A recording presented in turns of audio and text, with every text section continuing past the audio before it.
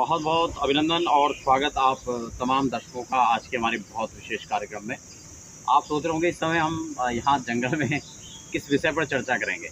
देखिए, प्रकृति है और इसके बीच में जो आनंद है वो एक बहुत अलग अनुभूति हो सकती है। हम जिस समय भ्रमण में आए थे, कुछ प्रश्नों को लेके मैं भी कुछ कमेंट्स वगैरह हमारे यहाँ पर पढ़ रहा था, तो कुछ जो पूर्व कार्यक्रम है, पूर्व में जो यूट्यूब पर आपने देखे थे, उसमें मार्केस का एक कार्यक्रम था जिसमें मार्केस के उपाय को लेकर के कुछ लोग इसमें पूछ रहे हैं। देखिए, सबसे पहले हमें समझ लेते हैं कि मार्केस है क्या।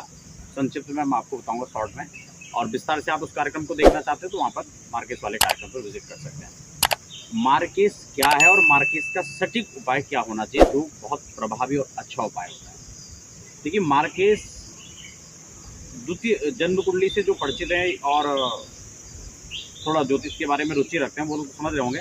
मार्केस यानी द्वितीय का स्वामी, यानी आपके बर्थ चार्ट में जो लगन है उसके अगला भाव जो है, यानी द्वितीय घर, दूसरा भाव जो कुंडली का है, सेकंड हाउस है, उसके जो स्वामी होते हैं, उसके जो लॉर्ड होते हैं, वो होते हैं मार्केस। दूसरा प्रमुख रूप से सप्तमेश को भी मार्केस कहा जाता है, यानी सप्तम भाव का जो मालिक है वो भी मार्केस हो गया। और कुछ स्थितियों में कुछ लोग अष्टम के मालिक को भी मार्केस की स्थिति में लेते हैं। खैर, वो आय का भाव है, मृत्यु का भाव है, इसलिए उसको मार्केस के रूप में देखते हैं। तो सबसे पहले तो मार्केस क्या, ये हमने समझा, यानी उस भाव का स्वामी, चाहे द्वितीय का हो, चाहे सप्तम का हो, या फिर अष्टम का स्वामी। जब इनकी दशाएं चल करके आती हैं, खासकर ये भी देख रहे कि आपकी कुंडली में वो मार्केस है क्या। जैसे कि मान लो आपका मेष लग्न है, तो आपका द्वितीय यानी शुक्र क्या हो गया, मार्केस हो गया। ठीक है, सप्तम भाव में आपका 8वीं राशि आएगी, यानी नहीं, 7वें में आपका सातवां अंक आएगा, वो भी शुक्र हो गया। ठीक है ना, 1 2 3 4 5 6 7, और 8वां अष्टमेश आपका मंगल हो गया, यानी शुक्र और मंगल की दशा आपकी अष्टमेश होगी।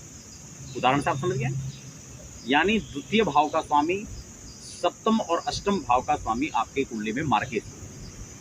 अब आपको ये भी देख लेना है कि वह ग्रह किस स्थिति में बैठा हुआ है, नीच बैठा हुआ है, उच्च का बैठा हुआ है, पापक्रांत होकर बैठा हुआ है, अच्छे ग्रहों के साथ में बैठा हुआ, वो बहुत डीप एक अलग विषय है। खैर, तो कौन सा ग्रह है, किस स्थिति में बैठा है, वो उसके आधार पर आपको फल देगा। ठीक है ना, उसमें भी मार्केस सूर्य है तो किस हिसाब से देगा, चंद्र है तो किस हिसाब से देगा, उसको हम पहले चर्चा कर चुके हैं।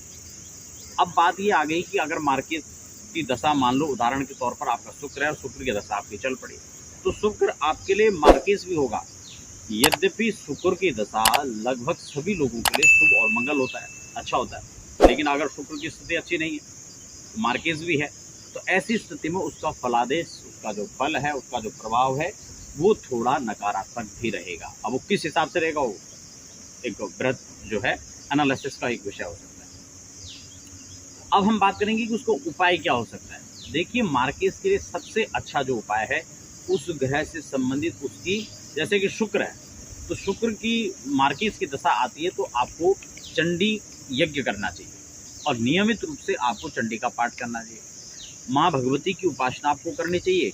सिद्ध पीठों के लगातार कुछ न कुछ यात्राएं आपको करती रहनी चाहिए, ताकि मार्केस का जो प्रभाव है वो कम से कम आप पर पड़े।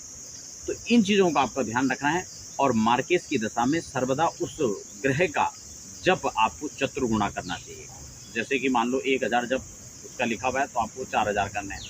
साथ में उसका दशांश तर्पण, हवन, मार्जन आदि भी करना चाहिए, और उसका दशांश फिर जो है ब्राह्मण भोज का जैसे नियम है वो भी करना चाहिए।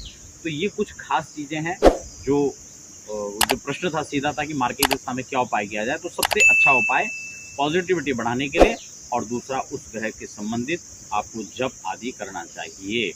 तो ये जो है मार्केस का प्रभाव और उसके फल और उसके उपाय को लेकर के चर्चा थी। आप सब बने रहें। फिलहाल हमें दीजिए।